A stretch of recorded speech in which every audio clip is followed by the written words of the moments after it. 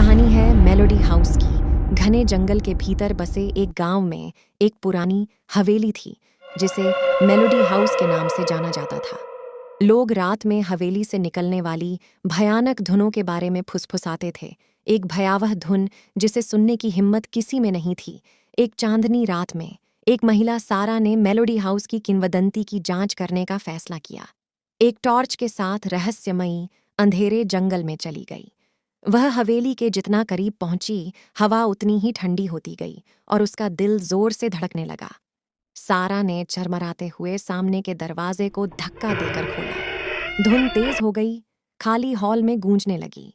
जैसे ही सारा ने हवेली के कमरों की खोजबीन की, उसे एक भयानक रोशनी में नहाया हुआ एक पियानो मिला।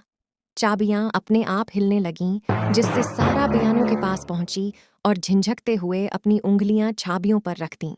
और सारा के सामने एक भूतिया महिला थी। बचने के लिए सारा ने भागने का प्रयास किया, लेकिन हर दरवाजा बंद था और खिड़कियां गायब हो गई थीं। और भूतिया औरत पास आ गई।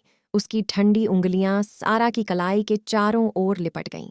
हवेली कांप उठी और भूतिया महिला धुंधली होने लगी। जैसे ही सारा ने पियानो बजाया, हवेली अपने आप ढह गई और सारा जंगल में अकेली खड़ी रह गई। भयावह धुन बंद हो गई थी और मेलोडी हाउस की डरावनी कहानी अब नहीं रही।